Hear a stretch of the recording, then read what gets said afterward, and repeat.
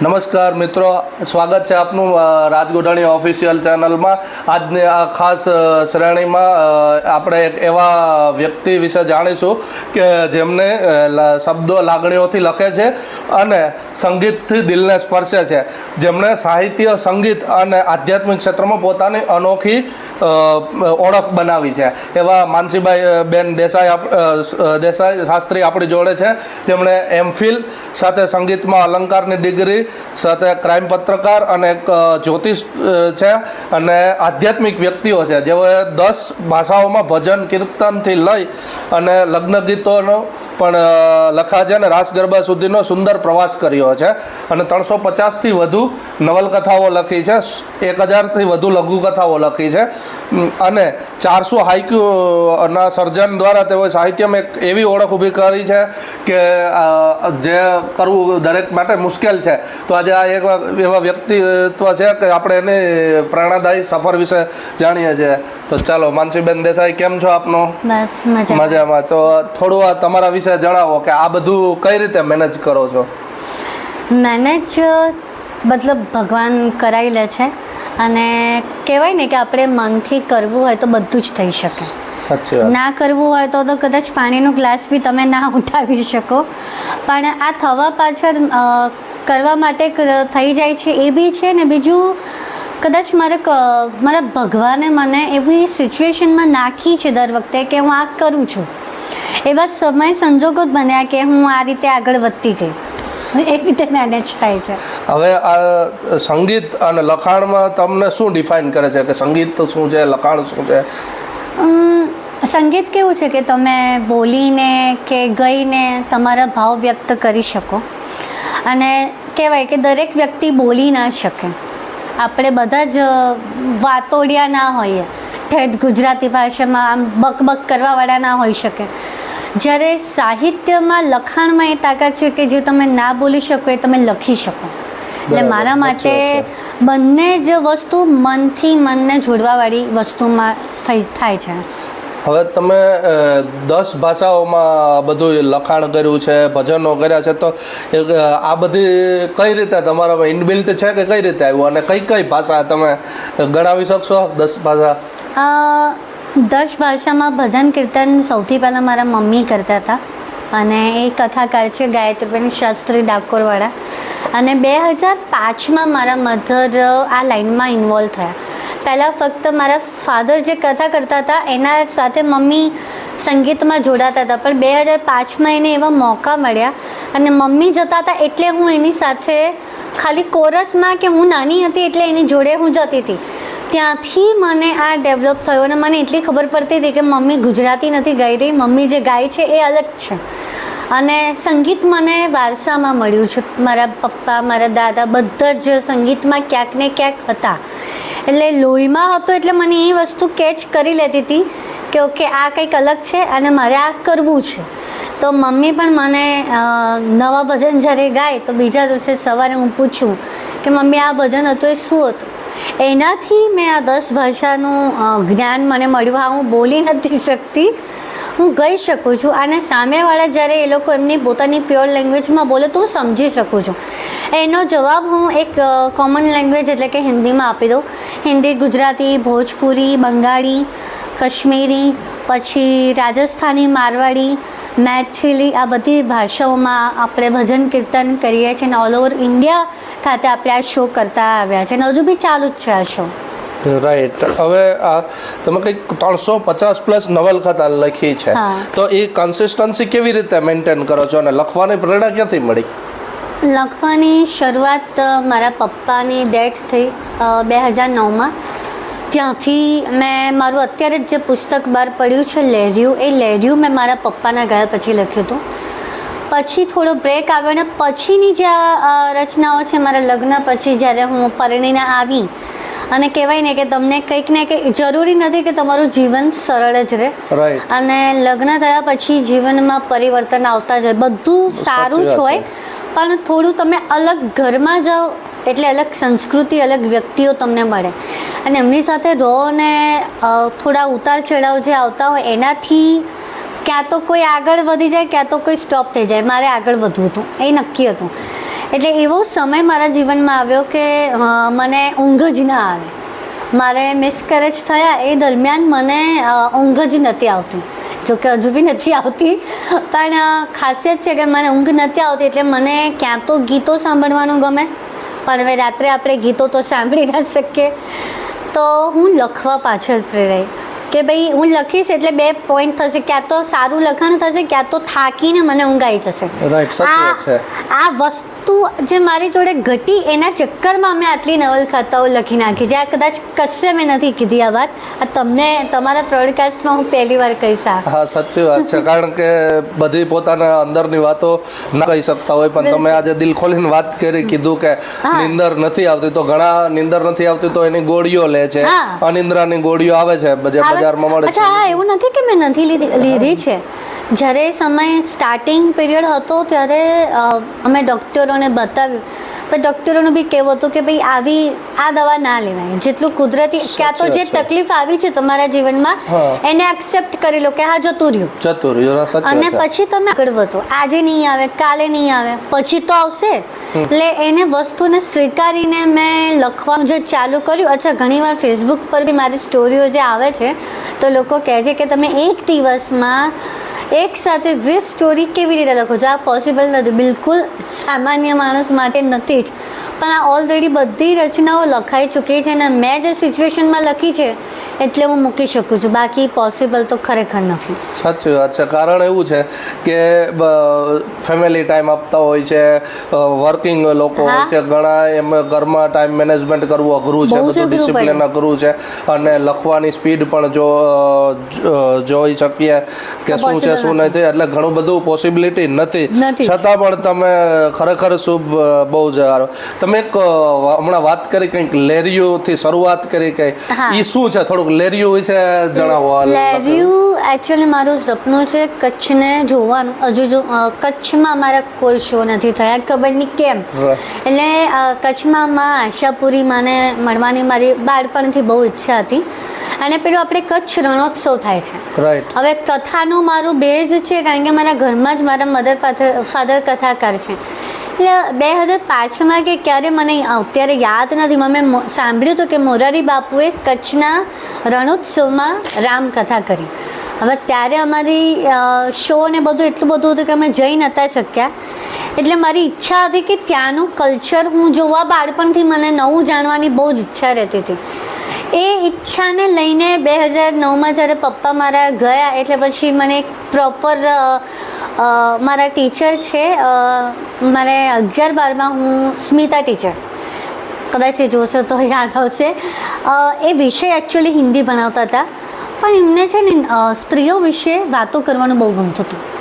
એટલે મને કે માનસી, તને વાર્તા લખવાનું બહુ ગમે તો તું કચ્છમાં જે સ્ત્રીઓ રહે છે ને એના વિશે લખ. અને એનાથી વિશેષ પુશ એ થયું કે મારા મમ્મીને જોઈને મને એ મન થયું હતું કે હું સ્ત્રી વિશે લખું. અને આ સાઈડ મને કચ્છનું એક મગજમાં જે નામ હતું એ ભૂસાઈ ગયું હતું પપ્પાના ગયા પછી, અને અચાનક મારા ટીચરે મને સજેસ્ટ કર્યું.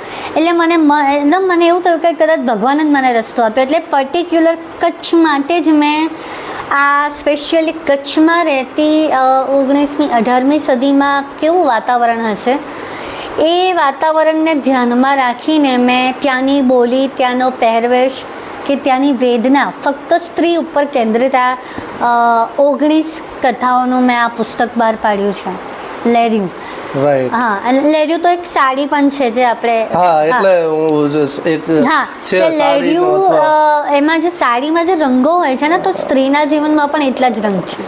એટલે મેં એ બે વસ્તુને કનેક્ટ કરીને લેરિયું પુસ્તક બહાર પાડ્યું. એકચ્યુઅલમાં એ કેટલા રંગ હોય છે અને એ રંગને તમે કેવી રીતે ડિફાઇન કરો? અઢળક રંગ કહી શકાય. જ્યારે ચિત્રકાર એના પેઇન્ટિંગમાં જેટલા રંગ નહીં નાખતો એનાથી વધારે એક સ્ત્રીના જીવનમાં રંગ કહી શકો તમે, કે પડે રંગો બદલાતા હોય છે, મનના રંગો. વાણી તો હજુ બાજુ પર રાખીએ, આજે આપણે મોડર્ન જમાનો ભલે હોય પણ ઘણી એવી સ્ત્રીઓ છે જે જોબ કરતી હોય ભલે, પણ એના મનની વાત કહી નથી શકતી.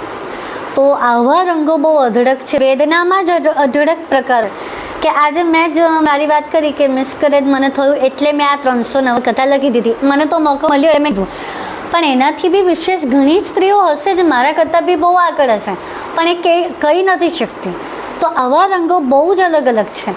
એમાં કરુણ રંગો કે પછી હાસ્યના, વીરતાના, આ રંગો તો કોઈ ગણવાના જ નથી. ગણવા સાચી વાત છે, બહુ બધા છે. કારણ કે વીરતાના રંગ છે, હાસ્યના એવા તો અઢળક છે. એને તો કદાચ ગણી ના શકીએ, એટલા ભાવો છે જીવનમાં કે એને રંગો કહી શકીએ આપણે. સાચી વાત છે. હવે આ તમે જે હાઇકુ કંઈક લખી છે, ઘણી બધી હાઇકુઓ લખી છે, તો એ હાઇકુ અને માઇક્રો વાર્તા લખવામાં શું ફરક છે અને એ શું હોય?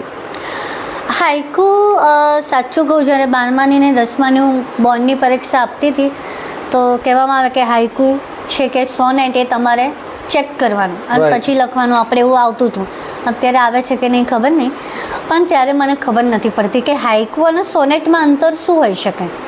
અને એ જ વસ્તુ અત્યારે પણ હું જ્યારે જોબ કરતી હતી 2022 સુધી, તો છોકરાઓને આ જે મને તકલીફ હતી એ જ હતી.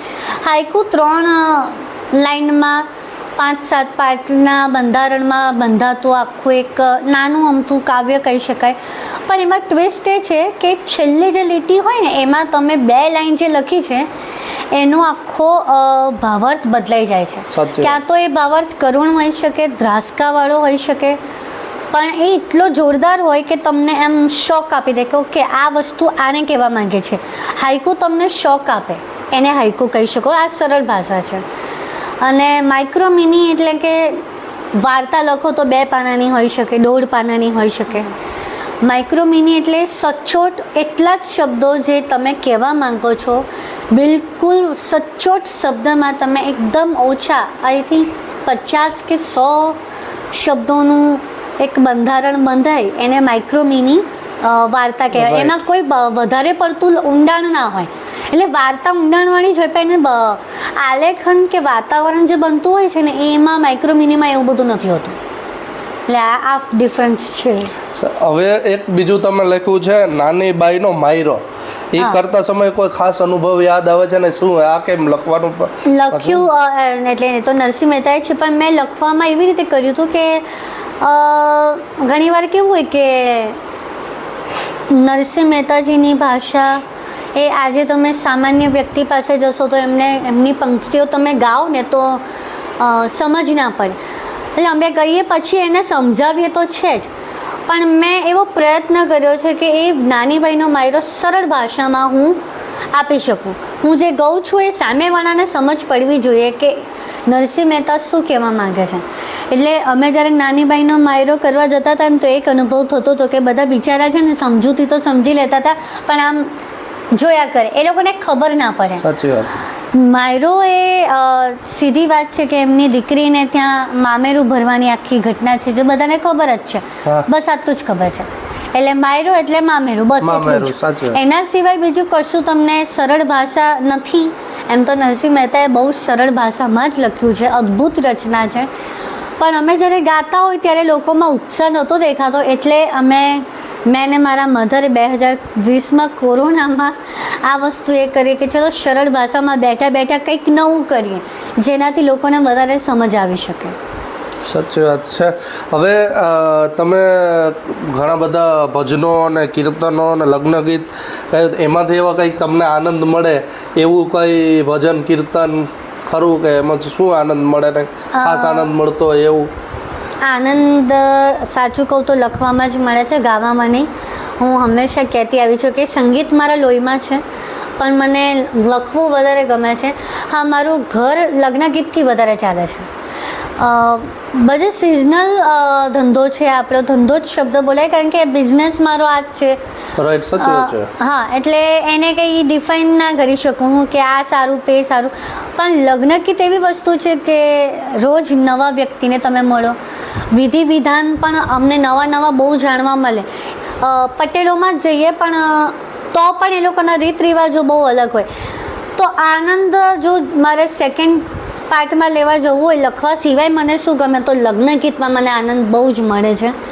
ભજન તો હવે એકદમ જ તમે કદાચ સાંભળ્યું હશે ડાયરો આપણે ગુજરાતી સંતવાણી. રાઈટ, હા, ડાયરો હા, અમારા એ તો કચ્છમાં બહુ હવે થાય. એ તો હવે જો કે બંધ જ થઈ ગયા. એક સમય હતો કે તમે શિયાળામાં જ્યારે બહાર બેઠા હો તો તમને મંજીરા સંભળાય, ઢોલક Right. સંભળાય, લોકો ગાતા સંભળાય. આજે એ બધું બંધ થઈ ગયું છે. એટલે ભજન વિશે તો હું શું બોલું, પણ લગ્ન ગીતમાં મને હજુ બી આનંદ થોડો ઘણો મળે છે કે નવું નવું જાણવા મળે છે, નવા વ્યક્તિઓ સાથે વાર્તાલાપ થવા મળે છે, એટલે એ ગમે છે. હવે તમે હમણાં વાત કરી કે આ બધામાં તો લખવું વધારે ગમે. તમે લખો છો કે તમારે ને બીજા પ્રત્યે પણ તમારું પોતાનું તમને પ્રોબ્લેમ ફેસ થયો એટલે તમે લખવાનું શરૂઆત કરી કે તમે જે ઊંઘ ના આવે તો લખવા બેસી જાઓ? ઘણા બધા છે કે ઊંઘ ના આવે તો મોબાઈલ જોવે કે અથવા ગમે તે થોડુંક મગજનો કંટ્રોલ પણ ઘણા બધા ગુમાવી બેસે છે, પણ તમે એનો સદુપયોગ કરીને લખાણ. હવે અને બીજા માટે પણ લખો છો, તમારા પોતા માટે જ નથી લખતા. તમને આ બધી લાગણીઓ લખાવે છે કે તમે લખો છો? બંને કહી શકો. લાગણીમાં હું થોડી પ્રેક્ટિકલ વ્યક્તિમાંથી આવું છું. હું મોડે જ કહીશ કે લાગણીશીલમાં મારા મધર છે, મારા હસબન્ડ બહુ લાગણીશીલ છે, પણ હું થોડી પ્રેક્ટિકલમાં આવું છું. મને લખવાનું એટલે ગમે છે કારણ કે હું મારા વિચાર વ્યક્ત કરી શકું છું.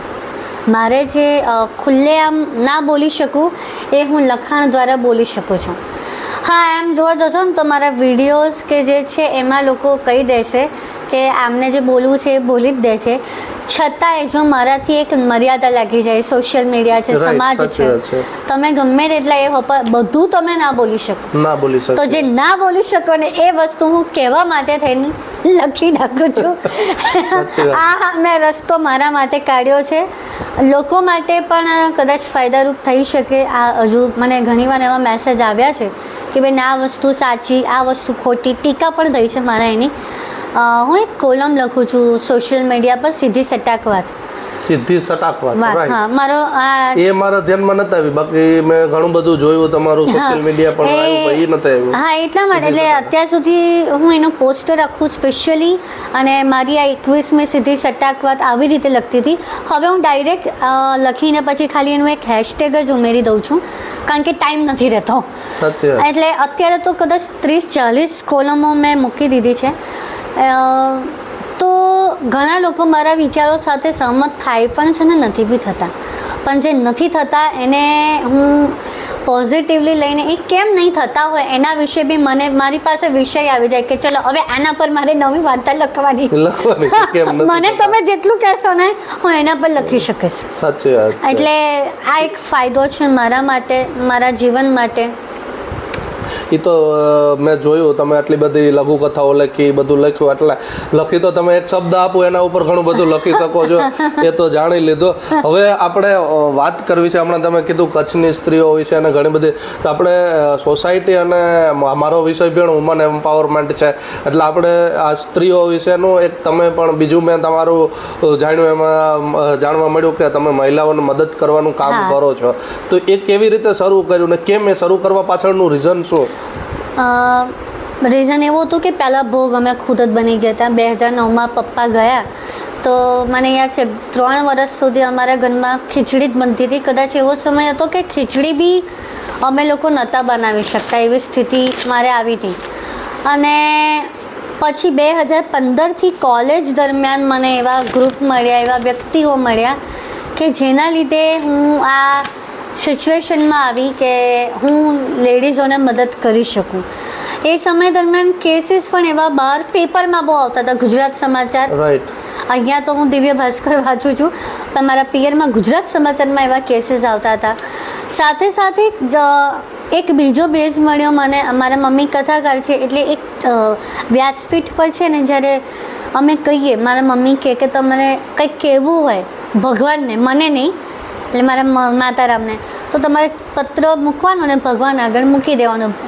એક વિશ્વાસ રાખજો કે ભગવાન વાંચશે ને તમને સપોર્ટ કરશે.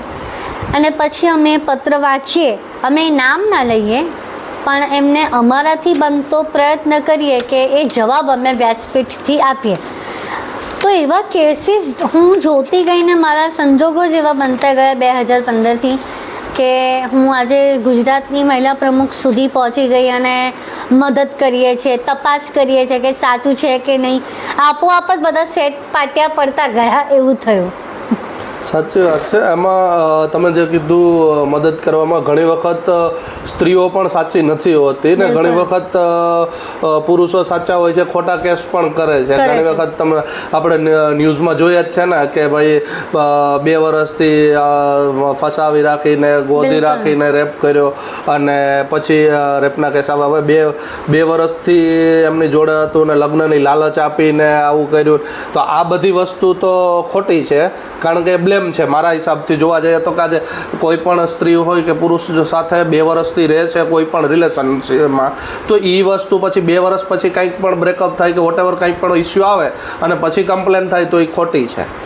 આમાં કેવું છે કે એક તો આપણા ભારતનું સંવિધાન બહુ સારું છે કે સ્ત્રીને પહેલા મોકો આપે છે. આ બહુ જ મોટી વાત છે. બીજા દેશોમાં તમે સ્ત્રીઓ આમ ખુલ્લેઆમ નહીં નીકળી શકે. સાચી વાત. ભારતમાં સેફટી છે.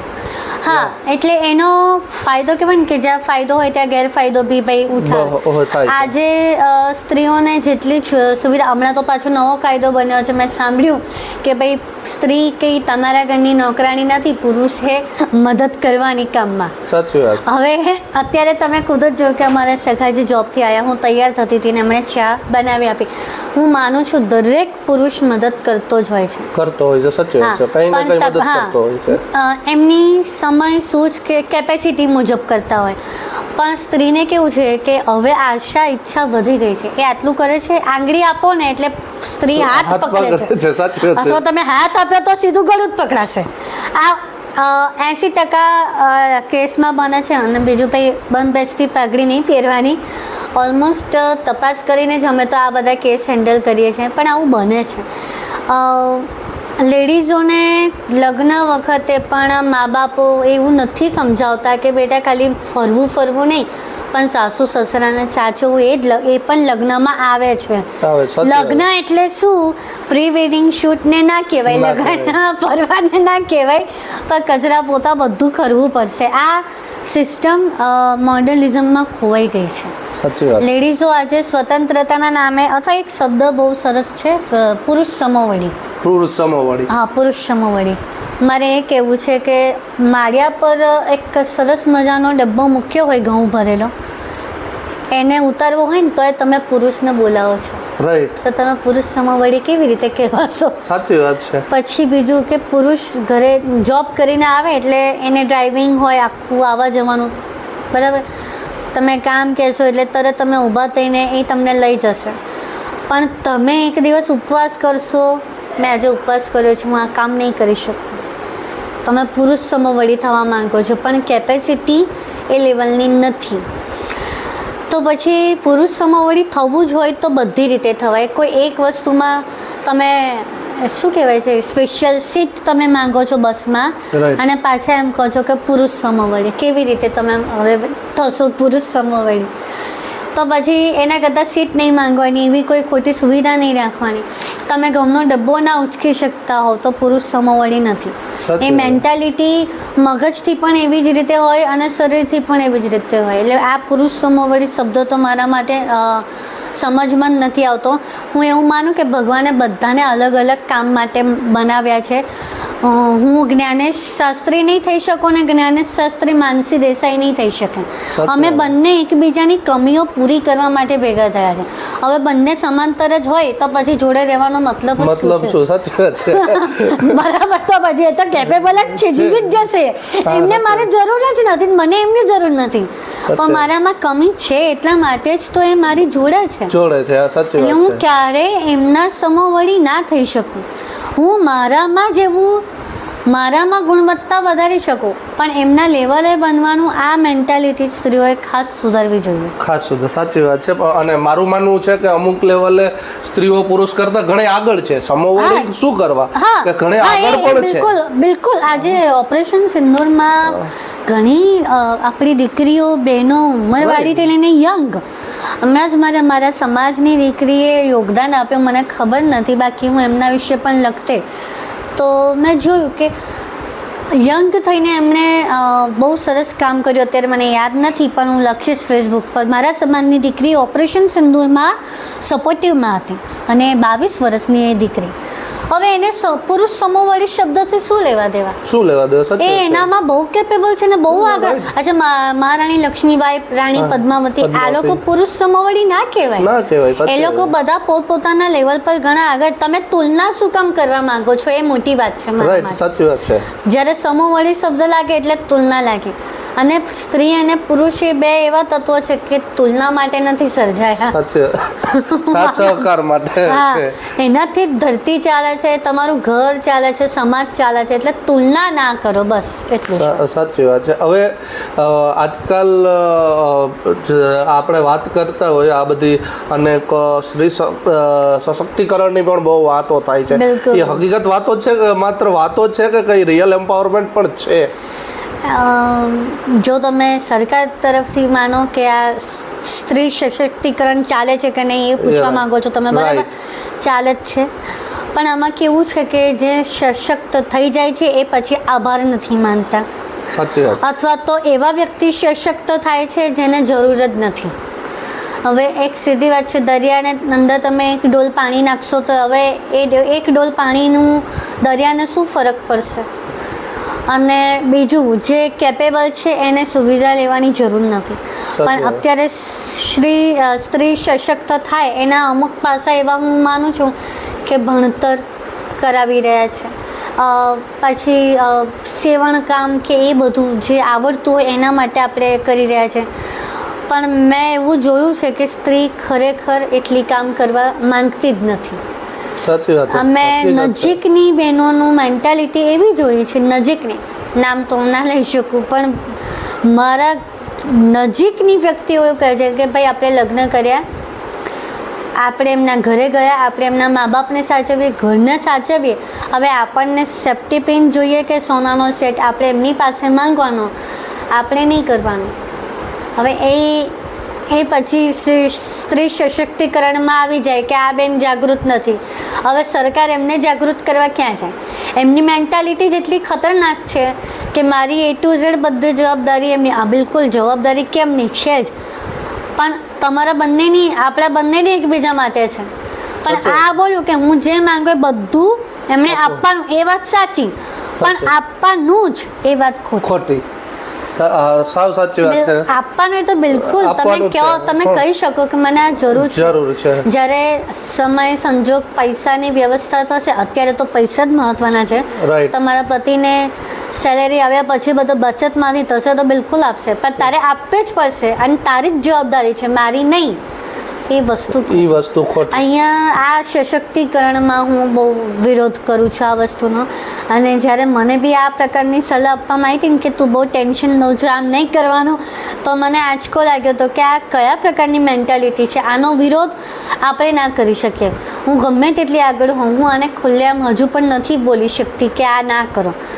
સરકાર મદદ કરે છે, પણ સરકાર તમને અનાજ આપશે, અનાજ તમારે દુકાનેથી ઘરે લાવવું પડશે, અને પછી તમારે એને કુકરમાં બાફવું પડે ને ચાવવું બી પોતે જ પડે. પછી સરકાર તમને ખાલી કરિયાણા સુધી આપશે, એ તમને સરકાર જોવા નથી આવવાની, એ એનું કામ નથી. આ બધા કામ સરકારના નથી, બાકીના કામ આપણી જાતે કરવાના છે. 100% સાચી વાત છે. હવે વાત તમે જે કરી સ્ત્રી સશક્તિકરણ માટે, તો મારું માનવું એવું છે કે સ્ત્રી, ગામડામાં અમે નાના હતા તો ઘણું બધું જોયું કે અમારા ગામડાઓમાં કેવું હોય કે સવારમાં ઉઠી અને સવારમાં 4 વાગે ઉઠે, 5 વાગે ઉઠે. મારા મમ્મી દાદી જે બધાની વાત કરતો હોય તો એ ઉઠે અને સવારે ભેંસો દોવાની, ભેંસો દોઈને એના વાસિંદા કરવાના, કચરા પોતા કરવાના, કચરો વારવાનો, પછી છાણા થાપવાના, છાશ બનાવવાની, હાથે છાશ બનાવવાની. હવે તો મોટરો આવી ગઈ છે, હવે તો બહુ સુવિધા છે. અને મોટરો ઘણા સમયથી આવી ગઈ કે મોટરથી છાશ, પણ તોય મોટર ચાલુ કરીને છાશ બનાવી, ત્યાં ધ્યાન રાખવું, એમાંથી એ માખણ નિતારવું, બહાર કાઢવું, આ બધું કરતા, પછી ઘરનું કામ કરતા, પછી અમે બાળકોને ભણાવવા મોકલે, તૈયાર કરીને માણસોનું પેલું વાડું તૈયાર કરે. હા, વાડું તૈયાર બધું. પછી આ બધું વાડું, સમજો કે 10-11 વાગ્યાનો 5 વાગ્યા થાય તો 10 વાગ્યા સુધીમાં આ કામ પતાવી, બાળકોને સ્કૂલે મોકલી અને વાડું લઈને ખેતરમાં કામ કરવાનું, આપવા જાય અને કામ કરવાનું ખેતીમાં.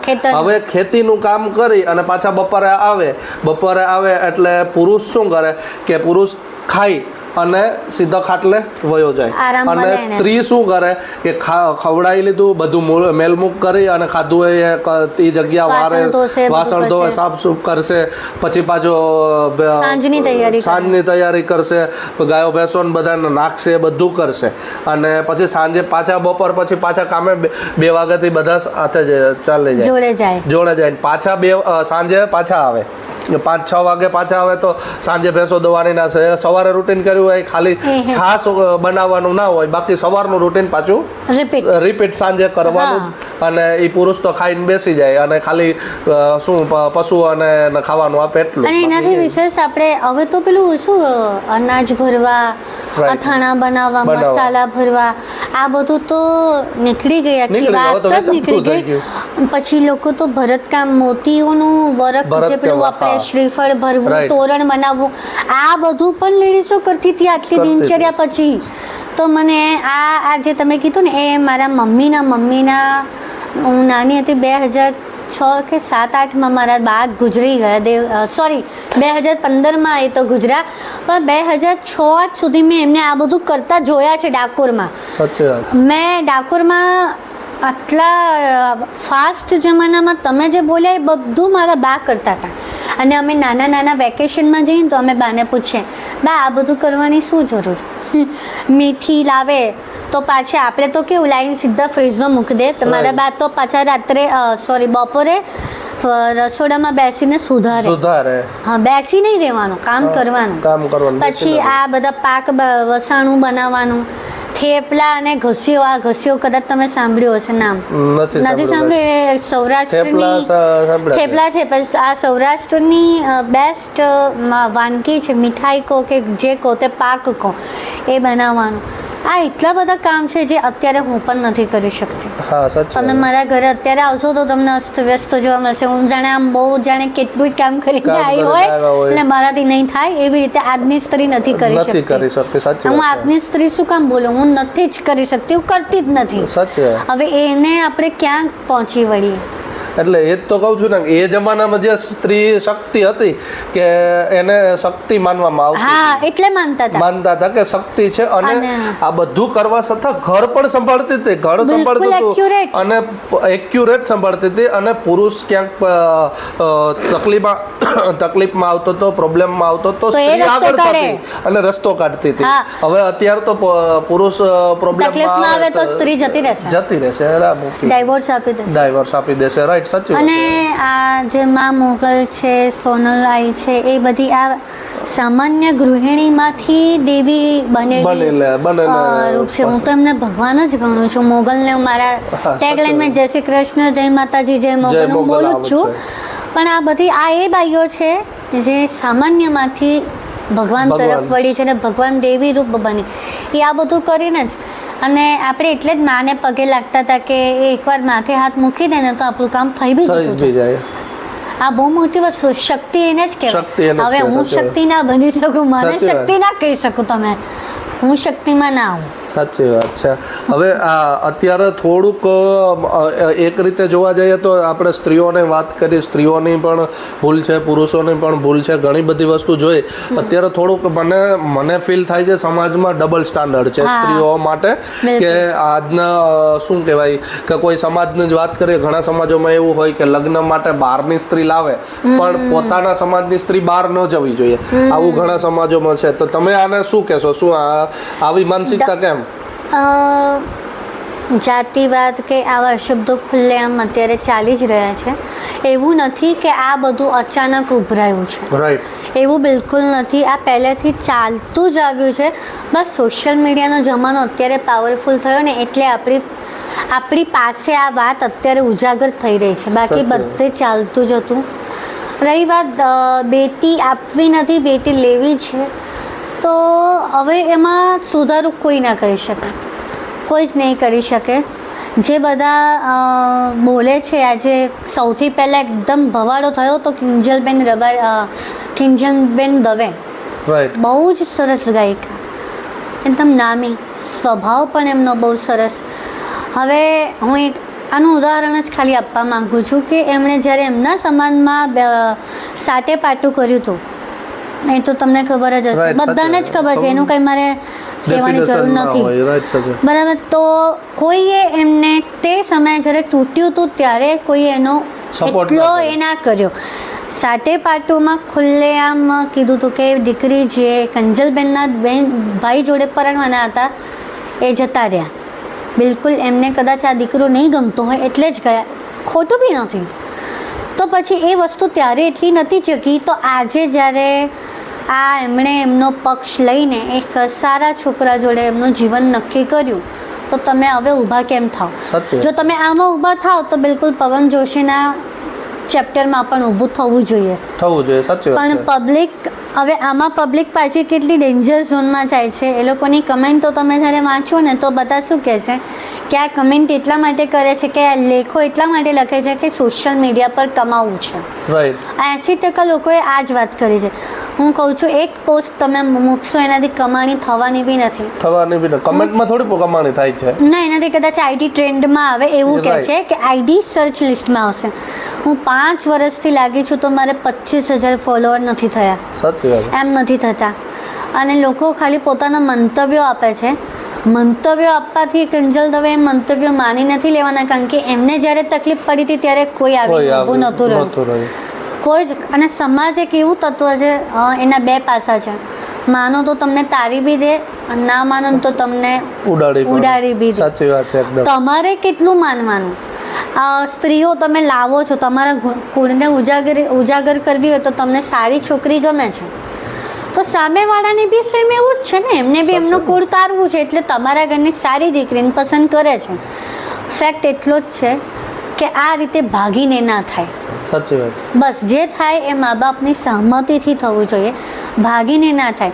જ્યારે કિંજલબેનને જે કર્યું ને બહુ સન્માનપૂર્વક મા બાપની સહમતિથી કર્યું, એ મેઇન વસ્તુ એ છે. મેઇન વસ્તુ છે. સાચી જો વાત મા છે. બાપ સપોર્ટમાં હોય તો પછી થર્ડ પાર્ટી તો સમાજનો બોલવાનો કોઈ કોઈ મતલબ હા, સાચી વાત છે. નથી. પછી એમાંય મેં તો જોયું હતું પવન જોશી જે મસ્ત સેડ સોંગ લગાડ્યા હતા. હું કહું છું હવે સેડ સોંગ લગાવીને શું મતલબ? સાચી વાત. મતલબ ત્યારે તમે હોશિયારી મારીને આગળ વધી ગયા અને હવે તમે એમના નામે ફૂટેજ ખાવા જાઓ. એટલે બંને પક્ષે હું એટલું જ કહું કે દીકરી આપવી કે લેવી એ મોટો મુદ્દો નથી. મોટો મુદ્દો એ છે કે જો સામેવાળો પક્ષ સારો હોય, સંસ્કારી હોય અને તમારી દીકરીને સાચવી શકતો હોય તો સહમતિથી આગળ વધવાનું. અને ખાસ દીકરીઓને લગ્ન કરવા ખોટા નથી, પણ મા બાપની સહમતિ પહેલાં જોઈએ. કારણ કે તમે જેટલું જોયું એનાથી 100 ગણું વધારે મા બાપ જોઈને બેઠા છે. નો ડાઉટ છોકરો સારો જ હોય, પણ એમણે 60 દિવાળી તમારા કરતાં વધારે કાઢી હશે તો એમણે કંઈક એ જોયું હશે જે તમે નથી જોયું. હા, તમે સાચા હશો તો મા બાપ માની જ જાય છે. આજના જમાનામાં ક્યાં નથી માનતા, માને જ છે. સાચી વાત છે. એટલે આ મેન્ટાલિટી ડબલ સ્ટેન્ડર્ડ કે ડબલ ફેસ, હા એ ચાલી જ રહ્યું છે, પણ અત્યારે ચાલે છે એવું નથી, પહેલેથી જ ચાલે છે. બસ અત્યારે સોશિયલ મીડિયાના જમાનામાં આપણી સમક્ષ અત્યારે રજૂ થઈ રહ્યું છે. બાકી તમે જોવા જાઓ તો રાણી પદ્માવતીએ પણ લવ મેરેજ જ કર્યા, અલગ કાસ્ટ છે. મીરાબાઈ પણ અલગ રીતે. આજે જે કંઈ રજવાડા તમે જોવા જશો હિસ્ટ્રીમાં, તો રજવાડાને સેફ કરવા માટે લગ્ન થતા હતા. સાચી વાત છે કે સરહદો સેફ થાય અને જો યુદ્ધ કરવાનો માહોલ આવે તો એ પેલા રાજાના સૈનિકો આપણી સાથે લડે અને આપણે સેફ થઈએ, એના માટે જ થતું હતું. એ ખોટું નથી, કારણ કે રજવાડા સક્ષમ હતા ને. બસ એમ આપણે આપણું પરિવાર સારો છે એ જોવાનું. સાચી વાત છે. હવે સારી સ્ત્રી માટે સમાજમાં સારી સ્ત્રીની વ્યાખ્યા શું? બહુ મોટી વાત છે. સારી સ્ત્રીની વ્યાખ્યા હું મારી નજરે એવું કહી શકું, પ્યોરિટી. હસબન્ડ અને વાઈફ વચ્ચે પ્યોરિટી હોય, બધું જ કામ કરી લે એટલે સારી એવું નહીં, જે કરે જૂઠું ના બોલે, સૌથી મોટી વાત. લગ્ન પછી હમણાં જે વધારે ચાલી રહ્યું છે એક્સ્ટ્રા મેરિટલ અફેર, એ ના કરતી હોય, પ્યોરિટી સાથે જીવન જીવતી હોય. અચ્છા, મને આ વસ્તુ જો માંગણી કરતી હોય એ ખુલ્લેઆમ કહી શકે તો એ સારી વસ્તુ કહેવાય. મનમાં નથી રાખતી, મોઢે કહી દે છે. સૌથી વધારે સાચાને સાચું કહી શકે, એ બહુ એ ગુણ હોવો જોઈએ.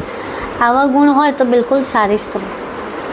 ઘણી વખત અમુક સમાજમાં કેવું સ્ત્રીઓને નકારવામાં આવતી હોય છે અથવા ઓછી ગણવામાં આવતી હોય છે, તો આ શું હજુ પણ પહેલાં આવતું હતું ને હજુ અમુક સમાજમાં છે, આનું શું કારણ અને કેમ ઓછી ગણવામાં આવે છે? એટલે ઓછું ગણવામાં એટલા માટે આવે કે જ્યારે સ્ત્રીને મોકો મળે, એટલે અત્યારે જ આરતી સાંગાણી બેનનો કેસ થયો તો તમે જોયું હશે. રાઈટ, સાચી વાત. એ બેન જોડે મારે કોઈ એવા, હું જાણતી જ નથી, મેં એમના વિડીયો બી નથી જોયા. એટલે એ બેને જે લગ્ન કર્યા પછી એકદમ અલગ સ્ટેટમેન્ટ બહાર આવ્યા કે જે દીકરીઓ આપણા ઘરની બહાર જાય અથવા જે દીકરીઓ માઇક પકડે તો એ દીકરી ખરાબ, એ દીકરીને આપણે બહિષ્કાર કરવાનો. તમારો પ્રશ્ન પાછો મને યાદ અપાવજો, પણ આ હું કહેવા ખાસ માંગુ છું કે સારી ખોટી કહેવા વાળા તમે કોણ? તો સાચી વાત છે, આપણે ઓળખતા જ નથી પર્સનલી, તો એને બિલકુલ. હા, હું માનું છું કે એમણે સ્ટેટમેન્ટ જે આપ્યા ખોટા આપ્યા, એમણે કર્યું એ બી ખોટું કર્યું, હું માનું જ છું. એવી ઘણી ભલે 100માંથી 1-2% જ હશે, પણ જે દીકરી, હવે મારી જ વાત લઈ લો, મેં મારા જીવનને જીવવા માટે મેં માઇક પકડ્યું હતું, મારું તો ઘર જ આનાથી ચાલે છે, આમાં હું મારો પાપડ નથી શીખતી. અચ્છા, જે દીકરી એમ કે જે જોબ કરવા જાય એ ખરાબ, તો માની લો કે પતિનું ઘર પહોંચતું ના હોય અને પતિ દાળ ચોખા કરી શકે, પણ એ મા બાપને, સાસુ સસરા બીમાર પડે અને એ એમની દવા, એમની પુત્રવધુ એનો ખર્ચ ઉપાડતી હોય, તો એ દીકરી ખરાબ કેવી રીતે કહી શકો તમે? ના કહી શકે ને. બંને પાસા છે. આ સ્ટેટમેન્ટ તમે ના આપી શકો. આ તમે તમારા સમાજ માટે એકવાર કહેશો તો ચાલશે, પણ આ તો એ દીકરી ખરાબ, આ એટલે બધા માટે તમે લાગુ પાડી દીધું. આ વાત ખોટી.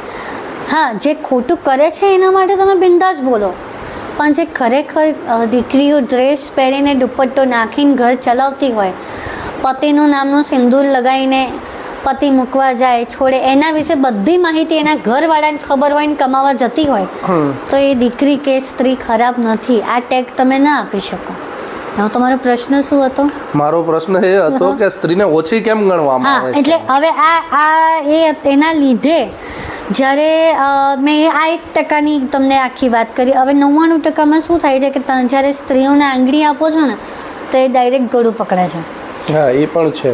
આ બહુ જ વધારે થાય. એના માટે થઈને આ બધા જે મહાનુભાવો જે હોય છે, સમાજને સાચવે છે, એ લોકો આ સ્ટેટમેન્ટ આપે છે કે ભાઈ મેં ખુદ પણ જોયું છે. હું જ્યારે એક્ટિવા લઈને નીકળું મારા હસબન્ડ જોડે શાકભાજી લેવા, તો એક્ટિવા ચલાવતો ને તો ડ્રેસના ફડકા ઉડતા હોય, એમને ધ્યાન જ ના હોય.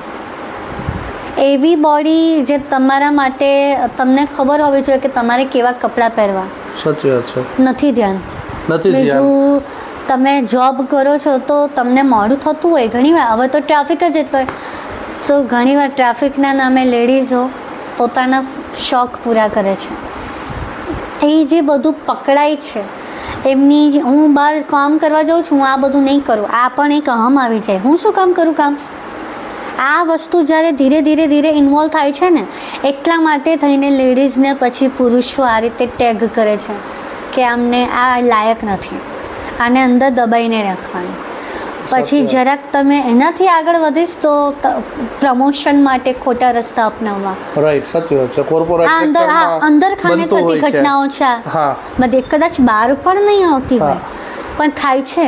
તો એના લીધે સ્ત્રી પોતે કરે, પુરુષ શું કરે? સ્ત્રી પોતે કરે છે. સાચી વાત. અને જ્યારે પોલ પકડાય, અચ્છા, એનાથી વિશેષ લગ્ન થઈ ગયા, આ બધા હવે મોજ શોખની વાત કરીએ, પૂરા ના થાય એટલે પુરુષ સૂઈ જાય ને એટલે પછી મેસેજ, ઓનલાઈન બોયફ્રેન્ડ બનાવવા, આ એક્સ્ટ્રા મેરિટલ અફેર કરવા. શાના માટે? ખાલી ડ્રેસ, મેકઅપ કે પિક્ચર જોવા માટે, બસ આના માટે, બીજું કશું નહીં, આના માટે. હવે આ વસ્તુ પકડાય એટલે ડાયરેક્ટ પછી એટલે સ્ત્રીને આ ટેગ આપવામાં આવે છે કે આને દબાઈને રાખો. આ અમુક સ્ત્રીઓના લીધે થઈને જે ખરેખર સ્ત્રી સતીત્વ ધરાવે છે, જે સારી છે, એને નુકસાન થઈ રહ્યું છે. એટલે આના લીધે પુરુષ ટેગ કરે છે. એટલે આપણે પુરુષને પણ બોલી ના શકાય. સાચી વાત છે. જોઈ લે તો એમાં કઈ ઓલું નથી, ચાલો કટ કરી દઈએ તો પાછું તમે જોઈ શકો છો. થોડું પાણી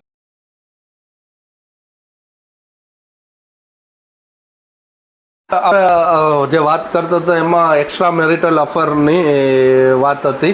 હવે એમના ઘણા બધા કારણો છે, જેમ કે ઇમોશનલ ડિસ્કનેક્ટ હોય, પતિ પત્ની વચ્ચે કોમ્યુનિકેશન ગેપ હોય, રૂટીન લાઈફમાં ડિસ્ટર્બન્સ હોય અથવા કંઈ બોરિંગ થતી હોય છે, અને જે વાત કરી સોશિયલ મીડિયાનું અતિરેક છે કે ઇઝી એક્સેસ છે, પછી ફિઝિકલ ડિસેટિસ્ફેક્શન હોય. તો આમાં એવા ઘણા બધા કારણો છે મારા હિસાબથી વાત કરીએ તો આપણે. તો શું એ તમારા હિસાબથી શું એવા કયા કારણો, અને આ વધવાનું મુખ્ય કારણ શું? એમ મુખ્ય બધા જ છે. કારણ કે એક તો એક ઉમેરીશું, પશ્ચિમી સંસ્કૃતિથી આપણે બહુ જ ઇન્ફ્લુઅન્સ થઈ ગયા, પ્રભાવિત થઈ ગયા. યસ, પ્રભાવિત. આપણે થોડા શું આમ સોશિયલ મીડિયા પર આવી ગયા ને એટલે અંગ્રેજી થોડું આવી જાય. પણ આ બિલકુલ સત્ય વાત છે. એ લોકોનું કલ્ચર છે એટલે ત્યાં આ નોર્મલ છે. આપણું તો ભારતીય સંસ્કૃતિ સનાતન ધર્મ છે. અહીંયા તમે લગ્ન સંસ્કાર કહેવામાં આવે છે, લગ્ન સંસ્કૃતિ છે, સંસ્કાર છે. આજે 24 કલાક પહેલાના સમયમાં પણ હતા, 24 કલાક અત્યારે બી છે. તો પછી આટલી તકલીફ કેમ? એ મેં હમણાં જ 6-1 મહિના પહેલાં મારા મધર જોડે વાત કરી હતી કે બધી દિનચર્યા સેમ છે. ઉલટું પહેલાં તો પાણી ભરવા જવું પડતું હતું, ભાઈ કામો જાતે કરવા પડતા હતા. હવે તો બધું સ્વિચ પાડો એટલે આવી ગયું, સુવિધા બધી આવી ગઈ. તો પછી તકલીફ ક્યાં? મારા મધરે બહુ સરસ કહ્યું કે જ્યાં વસ્તુ અતિ થઈ જાય ને, અતિરેક આવી જાય ને, ત્યાં તમને પ્રોબ્લેમ જ પ્રોબ્લેમ. સંબંધોમાં એવું છે કે આજે મેં એવા રિલેશન જોયા છે, બાજુમાં જ બેઠા હશે, હાથમાં ફોન હશે, એ લોકો વાત જ કરતા હશે. હવે તમે મને કહો છો એ લોકો વાત એકબીજા જોડે કરતા હશે કે બીજા જોડે? સાચી વાત. બિલકુલ. એનાથી વિશેષ, એનાથી બી એક લેવલ ઉપર હું કહીશ કે એ લોકો એકબીજા જોડે પણ વાત કરતા હોય, પણ વોટ્સઅપથી. સાચી વાત. હા, આ બહુ અલગ લેવલ છે કે તમે બાજુમાં જ બેઠા છો પણ તમે વોટ્સઅપ પર ચેટ કેમ કરો છો? અચ્છા, એને પર ત્યારે પૂછીશું તો કે ઘરમાં બધા છે, સાંભળી લેશે, કોઈ શું કહે છે. એટલે માનસિકતા કયા લેવલે? પછી બીજું, ઈચ્છાઓ બહુ વધી ગઈ. કારણ કે તમે બ્લોગરની દુનિયામાં આજે લોકો બ્લોગ બનાવવા માટે બધું વધારીને બતાવે. મેં નવા ડ્રેસ પહેર્યા. અચ્છા, મારી પાસે પણ ડ્રેસ બહુ બધા છે ભાઈ, કબાટ ભરીને અમારી સખાજી આપ્યા છે, મારા સસરા અપાવે છે. પણ મેં આ ડ્રેસ એકચ્યુઅલી મારા એક આ એવોર્ડ શોમાં પહેર્યો તો એ જ રિપીટ કર્યો. હું એ જ બતાવવા માગું છું જે હું છું. મારા ઘણા બ્લોગ એવા છે જેમાં હું લધર વધર છું. મારી ઓરિજિનાલિટી. હા, મને પૈસા ભાઈ આ મહિનાનો ડિંગ આવે તો અમારે ગણતરી કરીને ચાલવું પડે, પણ હું જો મારે દુનિયાને બતાવું હોય તો હું તો ભાઈ મહિને ખાવા જાઉં છું. તમે બીજાનું જ્યારે જોવો છો ને ત્યારે તમારી બહારની મહેલ જોઈને તમે તમારી ઝૂંપડી બારતા થઈ ગયા છો. સાચી વાત. ઈચ્છાઓ એટલી બધી જોઈને વધી ગઈ છે કે એ દબાણ આપે છે કે તું આ નથી કરી આપતો, તારે મને આ અપાવવું પડે. બીજું કારણ છે કે સમય સંજોગ. આજે જોબનું મેં હમણાં જ સાંભળ્યું હતું મહિના પહેલાં કે કદાચ ગવર્મેન્ટે જોબનો સમય વધારી દીધો છે. રાઈટ. કદાચ 6 થી એટલે સવારે 9 થી 7 કર્યા છે, એવું કંઈક ટાઈમ છે. હવે આજે ટ્રાફિકનો માહોલ હોય, આવવા જવામાં સમયગાળો તમે 12 કલાક થઈ ગયા. હવે માણસ બિચારો જે કામ કરવા જતો એમાં એનો વાંક નથી, પણ જે ઘરે બેઠું છે એને શું લાગે, મને સમય નથી આપતો. સાચી વાત છે. એ તો બિચારો આપણા માટે જ જાય છે.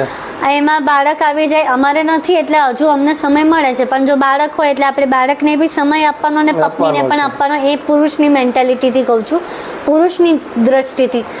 એટલે એ બિચારો અડધા કપાઈ જાય. જ્યારે સ્ત્રીને મને કેમ નથી લઈ જતા ફરવા, મને આ છે, આ જે ઓછું મળે છે ને એ ડાયજેસ્ટ નથી કરી શકતા પુરુષ અને સ્ત્રી.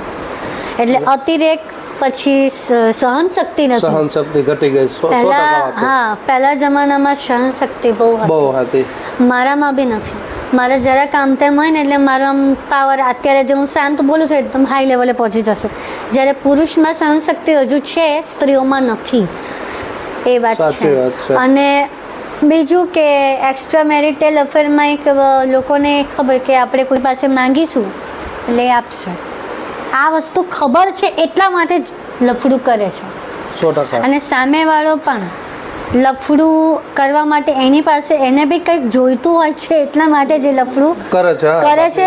હવે Expectation એમાં હોય જ કંઈક ને કંઈક. એનામાં મેઇન વસ્તુ શું હશે તમે લોકો કમેન્ટમાં કહી દેજો, એટલે અમે રીચ લેવલમાં આવીએ.